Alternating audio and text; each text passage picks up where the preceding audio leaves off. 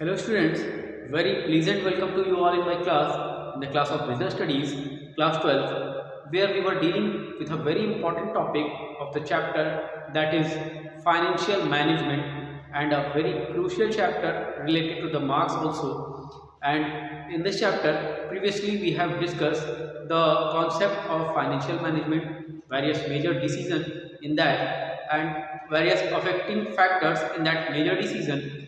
Later on, we have continued the chapter with discussing the concept of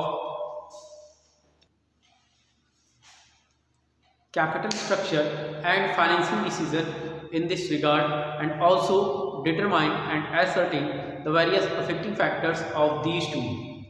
Continuing the same topic, we will deal the concept and the categorization of capital in the organization that are found and that are used in the organization different way, different modes, or on the basis of different time period. So let us talk about the capital and the various categories of capital in the organization, which is used to perform the various kinds of activity, either it may long term or it may short term in the business organization for different purpose.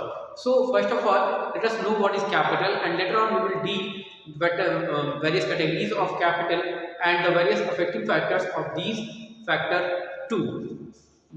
So when we talk about the capital, as we very well know that the capital refers to all the finance and financial resources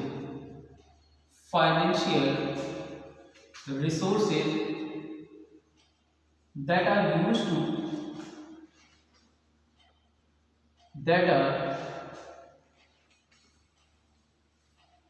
used to establish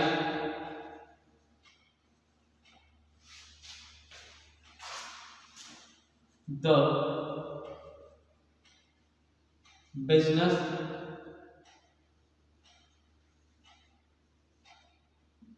its smooth functioning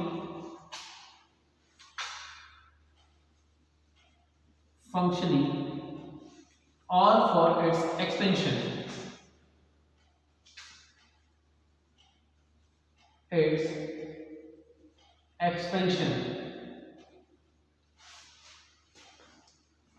So it may be defined as a capital.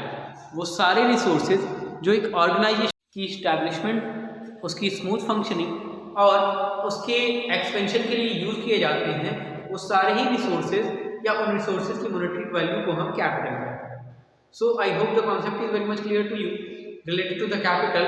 Capital doesn't mean the finance or the cash introduced by the entrepreneur or by the proprietor. It means all the investors who are coming in the investors fund, or we can say whose investment are taken as a owners fund. वो सारी investment जो कि owners funds में consider की जाती है, और उससे हमारी ऑर्गेनाइजेशन या तो इस्टेब्लिश होती है या फिर अल्टीमेटली उसमें स्मूथ फंक्शनिंग आती है, अदरवाइज उसमें एक्सपेंशन आती है. तो ऐसी कंडीशन में उस ऑर्गेनाइजेशन की जो फाइनेंशियल रिसोर्सेज इस पर्पज से यूज किए जाते हैं या फाइनेंस इस पर्पज से यूज किए जाते हैं, that are known as capital. ठीक है. अब ये जो कैपिटल है on the basis of the time limit, based on the time for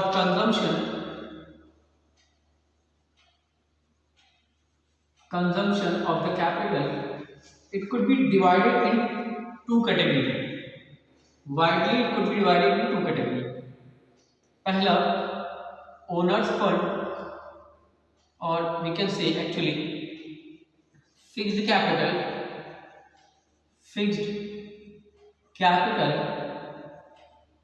दूसरा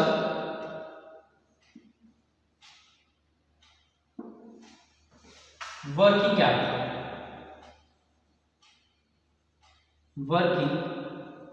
capital.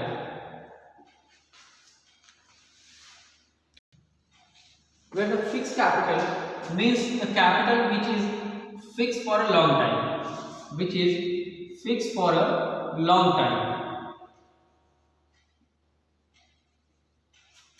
So we can say that all the financial resources, if the finance and financial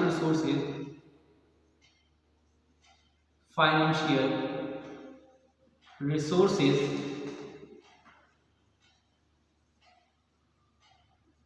are invested or deployed for long-term project,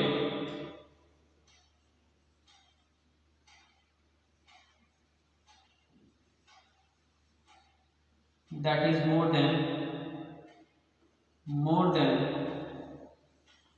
1 year,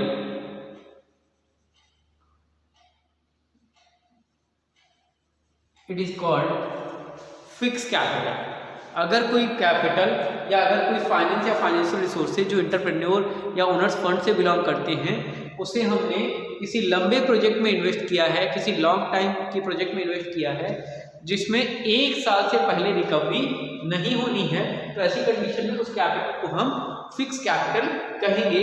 ठीक उसी के opposite sense में अगर हम बात करें, अगर इस लॉन्ग टर्म को शॉर्ट टर्म में कन्वर्ट कर दिया जाए, यानी कि मोर देन 1 ईयर को लेस देन 1 ईयर में कन्वर्ट किया जाए, तो वो डेफिनेशन हो जाएगी हमारी वर्किंग कैपिटल की. As we can say that if the finance and financial resources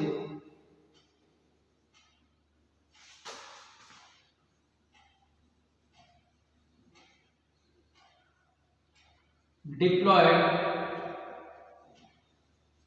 for more than 1 year, for less than 1 year actually, for short time period, that is less than 1 year, then it is called working capital. It means if we talk about the differences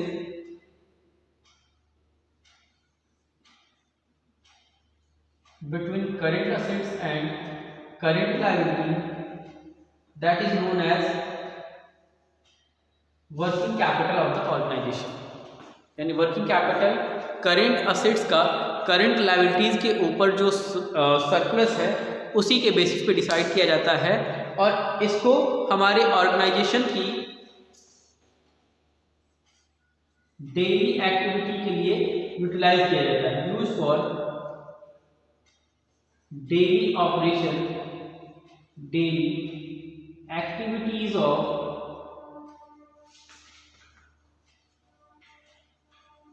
business की daily activities के लिए working capital को use किया जाता है. Whereas it used for means the work fix capital used for growth opportunities और project for the organization in a particular point of time. यानी organization की ग्रोथ के लिए, उसकी एक्सपेंशन के लिए हम लॉन्ग टाइम के लिए अगर किसी फाइनेंस को फाइनेंशियल रिसोर्सेज को कहीं डिप्लॉय करते हैं, तो ऐसी कंडीशन में उस कैपिटल को हम फिक्स कैपिटल कहते हैं. और ये जो कैपिटल होता है हमारा, वो हमारी ऑर्गेनाइजेशन में जो ग्रोथ है, जो मोबिलिटी ऑफ रिसोर्सेज है, पोटेंशियल की इंक्रीजमेंट है, उसके लिए यूटिलाइज किया जाता है. So let us recall and remind or summarize all the topic, and later on we will deal the affecting factors. As I said, the capital means the finance and financial resources that is used to establish a business for its smooth functioning or for its expansion. So it means either the financial resources are used to establish a business or for its smooth functioning or for its expansion, then such finance and financial resources may be deemed or defined as a capital if such amount has been invested in the organization or in the business. So it is the capital. It may be widely categorized under the basis of ownership or the possession, that is owner's fund और borrowed fund. Owner's fund वो fund होता है जो हमारे owner ने deploy किया है, और बोरोड फंड मतलब ओनर ने किसी आउटसाइड पार्टी से ले करके उसके बाद ऑर्गेनाइजेशन में डिप्लॉय किया है। So that is a different part. उससे रिलेटेड डिस्कशन हम लोगों ने कर चुकी है। अब आज हम लोग जो है बात कर रहे हैं the categorization of capital based on time of consumption. तो टाइम ऑफ कंजम्पशन के बेसिस पे दो कैटेगरीज में हमने डिफाइन किया, पहला फिक्स कैपिटल, दूसरा वर्किंग कैपिटल। फिक्स कैपिटल में हमने कहा फिक्स कैपिटल वो कैपिटल है जो ऑर्गेनाइजेशन में लॉन्ग टाइम के लिए फिक्स कर दिया जाता है, और वर्किंग कैपिटल जो कि हमारी ऑर्गेनाइजेशन में डेली वर्किंग में यूज होता है। ठीक है, तो अगर हम इन दोनों के कॉन्सेप्ट की बात करें तो if the finance and financial resources of the organization are deployed for a long time, लंबे समय के लिए डिप्लॉय किया जाएगा ताकि जो ग्रोथ अपॉर्चुनिटीज हैं उनको अवेल किया जा सके, और अल्टीमेटली इसकी जो टाइम पीरियड होती है यूजुअली मोर देन 1 ईयर होती है। ऐसी कंडीशन में इस कैपिटल को हम फिक्स कैपिटल की कैटेगरी में डिफाइन करते हैं। Similarly when we talk about the working capital means the finance और financial resources that are deployed for the short time period that is less than 1 year। Organisation में वो पैसा जो short time period के लिए deploy किया गया है, चाहे वो यूजुअली जो है वो लेस देन 1 ईयर के लिए होता है, तो ऐसी कंडीशन में उस कैपिटल को वर्किंग कैपिटल की कैटेगरी में डिफाइन करते हैं। ठीक है, और इसे हम ऑर्गेनाइजेशन की डेली एक्टिविटी में जो है कंसीडर करते हैं, और जो भी डेली एक्टिविटी है उसमें यूटिलाइज करते हैं। और जहां तक रही बात इसके मेजरमेंट की, तो मेजरमेंट के लिए जो फॉर्मूला है that is the surplus of current assets over current liabilities. So this is the concept of working capital and fix capital. Let us know and let us talk about the various affecting factors of the fixed capital and working capital. So let us talk about the various affecting factors of the requirement of capital in an organization in different modes, means the various affecting factors related to the fixed capital requirement and various affecting factors related to the working capital requirements, means as on the basis of this we will identify some particular criteria or some particular basis on which the capital will be ascertained, where whether we have to raise our fund for long time period or raise our fund for short time period। मतलब कुछ particular basis की बात करेंगे हम, जिनके basis पे हमें ascertain करेंगे कि हमारी ऑर्गेनाइजेशन में उस पर्टिकुलर बेसिस पे फिक्स कैपिटल हाई होना चाहिए, या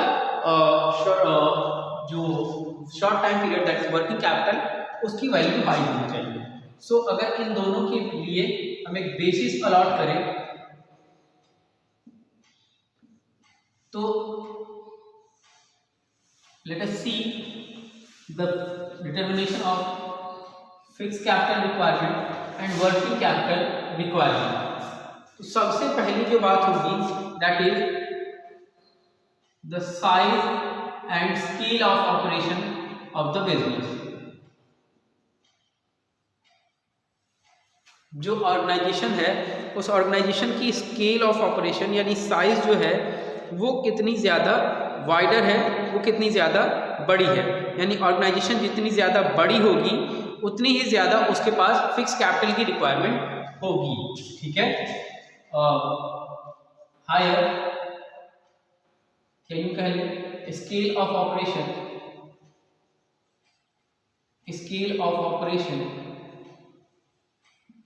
is directly related with the fixed capital requirement। ठीक है।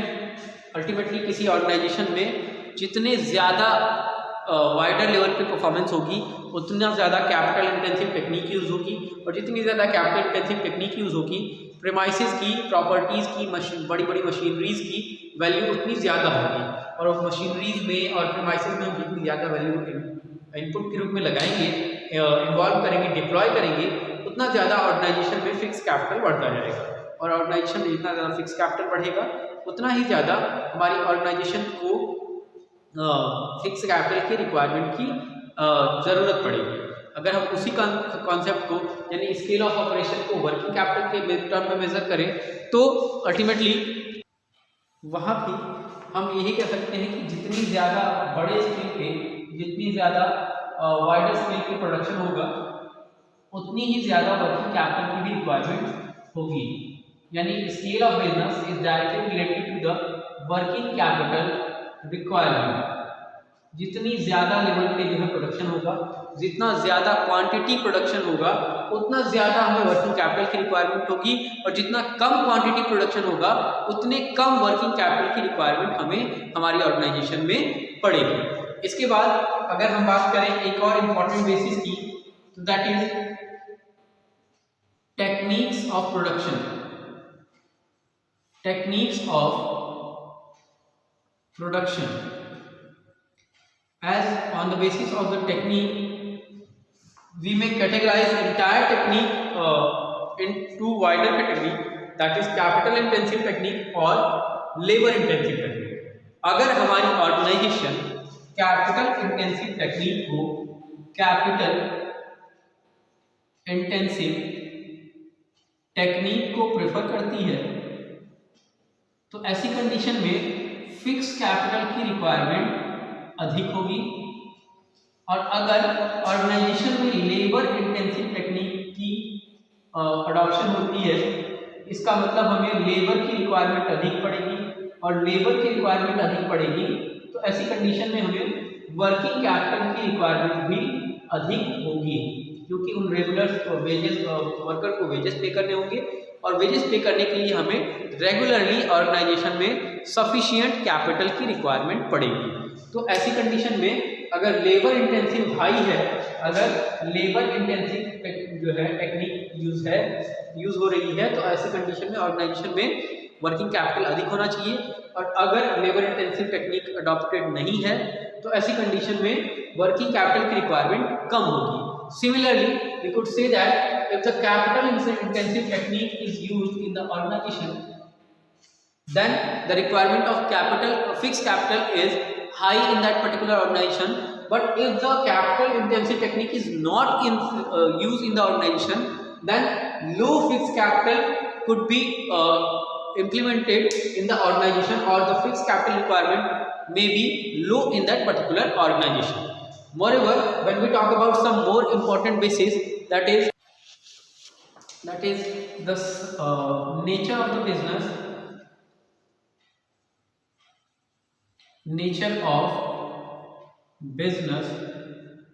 तो बिजनेस को दो बेसिस पे, दो नेचर पे आइडेंटिफाई किया जा सकता है। पहला है मैन्युफैक्चरिंग नेचर बिजनेस, और दूसरा है ट्रेडिंग बिजनेस। अगर हमारी ऑर्गेनाइजेशन मैन्युफैक्चरिंग बिजनेस को अडॉप्ट करती है तो ऐसी कंडीशन में हम फिक्स कैपिटल की रिक्वायरमेंट अधिक करेंगे, क्योंकि वहाँ पे हमें प्रोडक्शन के लिए हाई लेवल्स ऑफ मशीन और नंबर ऑफ मशीन यूज होगी, कैपिटल इंटेंसिव टेक्निक से प्रोडक्शन होगा। लेकिन अगर हम केवल ट्रेडिंग बिजनेस करते हैं तो ऐसी कंडीशन में हमें शॉर्ट मीडियम ऑफ प्रोडक्शन चाहिए, मीन्स ऑफ प्रोडक्शन चाहिए, तो ऐसी कंडीशन में हमें वर्किंग कैपिटल की रिक्वायरमेंट अधिक होगी।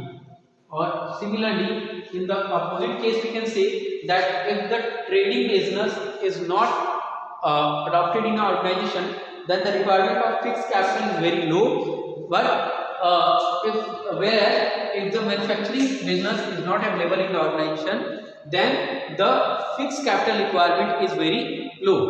यानी कि ऑर्गेनाइजेशन में अगर मैन्युफैक्चरिंग बिजनेस है तो फिक्स कैपिटल की रिक्वायरमेंट होगी, अगर मैन्युफैक्चरिंग बिजनेस नहीं है तो फिक्स कैपिटल की रिक्वायरमेंट कम होगी। इसी तरीके से अगर ट्रेडिंग बिजनेस की बात करें तो ट्रेडिंग बिजनेस में वर्किंग कैपिटल की रिक्वायरमेंट अधिक होगी, और ट्रेडिंग बिजनेस अगर नहीं है तो वर्किंग कैपिटल की रिक्वायरमेंट कम होगी। इसके अलावा कुछ और सेपरेट बेसिस जो हर एक कैपिटल में अलग अलग एग्जिस्ट करते हैं उनकी भी बात कर लें।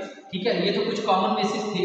ठीक है, ये तो कुछ कॉमन बेसिस थे जो हमारी ऑर्गेनाइजेशन में डिसाइड करते हैं कि कब ऑर्गेनाइजेशन को वर्किंग कैपिटल की रिक्वायरमेंट पड़ेगी और कब ऑर्गेनाइजेशन को बेसिकली फिक्स कैपिटल की रिक्वायरमेंट पड़ेगी। अब कुछ इंडिपेंडेंट फैक्टर्स ऑफ अफेक्टिंग देख लें तो let us talk about these topics which affect the requirement of capital. When we talk about the requirement of fixed capital, it is affected by diversification, modes of acquisition, availability of fixed capital at concessional rate and the level of collaboration. मतलब अगर हमें fix capital की requirement देखनी है तो हमें ये देखना होगा कि बिजनेस कितना ज़्यादा डाइवर्सिफाइड है। बिजनेस जितना ज़्यादा डाइवर्सिफाइड हो गई, फिक्स कैपिटल की रिक्वायरमेंट उतनी ज़्यादा होगी। ठीक है, अगर पर्टिकुलर एक नेचर का प्रोडक्ट हम बना रहे हैं तो ऐसी कंडीशन में उस प्रोडक्ट की रिक्वायरमेंट, प्रोडक्शन की रिक्वायरमेंट के लिए जो फिक्स एसेट चाहिए उसके लिए हमें फिक्स कैपिटल की रिक्वायरमेंट होगी। अदरवाइज जो रिक्वायरमेंट नहीं है, जितना ज़्यादा डाइवर्सिफिकेशन कम होगा फिक्स कैपिटल की रिक्वायरमेंट उतनी कम होगी। ठीक है, अगर मोड्स ऑफ एक्विजिशन की बात करें, हम अगर असेट्स को जितना ज़्यादा इजीली एक्विजाइट कर सकते हैं उतनी ही ज़्यादा जो है फिक्स कैपिटल की रिक्वायरमेंट कम पड़ेगी। अदरवाइज हम जितना ज़्यादा प्रॉपर तरीके से जो है एक्विजिशन नहीं कर पाएंगे, अगर एक्विजिशन में प्रॉब्लम होगी तो हमें फिक्स कैपिटल, जो हमारे पास फिक्स कैपिटल है वो अधिक चाहिए। ठीक है, उसी तरीके से अगर हम बात करें availability of fix assets at a concessional rate. ठीक है, कंसेशनल रेट का मतलब अगर जो असेट्स हैं, हम कहते हैं कि कभी कभी रेंट पे हम असेट्स ले सकते हैं। ठीक है, कभी कभी हम किसी अदर पार्टी से, ठीक है, इंटरेस्ट पे जो है जो असेट्स हैं वो ले सकते हैं। ईएमआई वगैरह की फैसिलिटीज अवेलेबल है फिक्स असेट्स परचेज करने में। तो अगर कंसेशनल रेट है तो ऐसी कंडीशन में हम अपने ज़्यादा से ज़्यादा कैपिटल को, वर्किंग कैपिटल इन्वेस्ट करके फिक्स कैपिटल की रिक्वायरमेंट को कम कर सकते हैं। लेकिन अगर कंसेशनल रेट पे हमें फिक्स असेट्स अवेलेबल नहीं है तो ऐसी कंडीशन में हमें असेट्स एट रैंडम परचेज करने हैं। तो ऐसी कंडीशन में हमें फिक्स कैपिटल की रिक्वायरमेंट जो है अधिक होगी। Means the availability of fix assets at concessional rate is indirectly related to the fix capital requirement. Concessional rate की अवेलेबिलिटी जितनी कम होगी, फिक्स असेट्स की कैपिटल की रिक्वायरमेंट उतनी ज़्यादा होगी। कंसेशनल रेट की अवेलेबिलिटी जितनी ज़्यादा होगी, फिक्स कैपिटल रिक्वायरमेंट उतनी कम होगी। इसके अलावा अगर हम लेवल ऑफ कोलैबोरेशन की बात करें, कोलैबोरेशन का मतलब एक ही असेट्स अलग अलग इंस्टीट्यूशन अगर यूटिलाइज करती है तो ऐसी कंडीशन में जो ऑर्गेनाइजेशन है वो अल्टीमेटली अपने फिक्स कैपिटल को ज़्यादा से ज़्यादा जो है, कम से कम जो है यूटिलाइज करती है और ज़्यादा से ज़्यादा वर्किंग कैपिटल में जो है इन्वेस्टमेंट करती है, क्योंकि अदर कंपनीज के असेट्स को, अदर कंपनी के प्रीमाइसेस को हम कोलैबोरेट करके यूटिलाइज कर सकते हैं, तो हमें फिक्स कैपिटल की रिक्वायरमेंट कम से कम पड़ेगी। इसी तरीके से यानी कि हम कह सकते हैं कि level of collaboration is also indirectly related to the fix capital requirement. Collaboration का लेवल जितना हाई रहेगा, यानी हम अदर कंपनी के साथ मिल करके फिक्स कैपिटल उतनी ज़्यादा इजीली यूज़ कर पाएंगे और ऐसी कंडीशन में फिक्स कैपिटल की रिक्वायरमेंट कम होगी। लेकिन अगर कोलैबोरेशन कम होगा, लेवल ऑफ कोलैबोरेशन लो होगा, तो ऐसी कंडीशन में हमें हमारे पास अपने खुद के फिक्स असेट्स चाहिए होंगे, तो ऐसी कंडीशन में हम फिक्स कैपिटल की रिक्वायरमेंट अधिक करेंगे। इसी तरीके से अगर हम वर्किंग कैपिटल के रिक्वायरमेंट्स की बात करें तो उसमें seasonal variation, length of production cycle, credit policy, stock turnover या प्राइस लेवल चेंजेस, ये कुछ मेजर फैक्टर्स हैं जो हमारी ऑर्गेनाइजेशन के वर्किंग कैपिटल की रिक्वायरमेंट को अफेक्ट करते हैं। और इसमें जैसे सीजनल वेरिएशन की बात करें, सीजनल वेरिएशन जितना ज़्यादा होगा हमें अपने पास वर्किंग कैपिटल रिक्वायरमेंट उतनी ज़्यादा मेंटेन करनी पड़ेगी। यानी due to the variation in the season we have to change our inventory, we have to change our stock, and due to the rapid change we have to make sure that sufficient working capital should be there in the organization। और जैसे जैसे जो seasonal variation है उसकी availability कम होगी, उसका impact कम पड़ेगा, working capital की रिक्वायरमेंट उतनी कम पड़ेगी। अगर हम बात करें लेंथ ऑफ प्रोडक्शन साइकिल की, तो लेंथ ऑफ प्रोडक्शन साइकिल जितना लंबा होगा वर्किंग कैपिटल की रिक्वायरमेंट उतनी कम पड़ेगी। हम अगर एक पर्टिकुलर प्रोडक्ट को लंबे समय तक प्रोडक्शन में जो है डालते हैं, यानी उसका प्रोडक्शन लंबे समय तक होता है, तो ऐसी कंडीशन में वो वर्किंग कैपिटल लगातार जो है रिक्वायर्ड होता है उसमें। और अदरवाइज हम अगर लेंथ जो है कम है वर्क प्रोडक्शन की, तो हमें रैपिडली जो है नए नए रॉ मटेरियल्स चाहिए, नए नए चीज़ें चाहिए, तो अल्टीमेटली वहाँ पे जो लेंथ ऑफ प्रोडक्शन साइकिल है, प्रोडक्शन साइकिल की लेंथ जितनी ज़्यादा होगी, इसका मतलब हमें फिक्स असेट्स उतना ज़्यादा जो है यूटिलाइज कर रखा है, तो ऐसी कंडीशन में वर्किंग कैपिटल की रिक्वायरमेंट कम होगी। Similarly when we talk about the credit facility of the firm, अगर फर्म में क्रेडिट फैसिलिटीज अवेलेबल है, इकोनॉमी में क्रेडिट फैसिलिटीज अवेलेबल हैं, तो हम बहुत ज़्यादा वर्किंग कैपिटल के लिए परेशान नहीं होते, क्योंकि एट रैंडम अगर वर्किंग कैपिटल चाहिए भी तो हम मार्केट से एक्स्ट्रा फाइनेंस उठा करके अपने वर्किंग कैपिटल रिक्वायरमेंट की नीड्स को फुलफिल कर लेंगे। इसी तरीके से स्टॉक टर्नओवर की बात करें, तो ऑर्गेनाइजेशन में स्टॉक टर्नओवर जितना ज़्यादा होगा वर्किंग कैपिटल की रिक्वायरमेंट उतनी ज़्यादा होगी, और स्टॉक टर्नओवर जितना कम होगा वर्किंग कैपिटल की रिक्वायरमेंट भी उतनी कम होगी। और प्राइस लेवल चेंजेस जो है जितनी ज़्यादा होंगे वर्किंग कैपिटल की रिक्वायरमेंट उतनी ज़्यादा होगी, प्राइस जितना स्टेबल होगा वर्किंग कैपिटल की रिक्वायरमेंट उतनी कम होगी। So these are the factors which affect the financial capital, fix capital और working capital requirement. I hope I have clear all the doubts related to these affecting factors of capital, and later on when we meet in the next class, we will try to deal some more topic in some more interesting manner. Till then, take care and goodbye.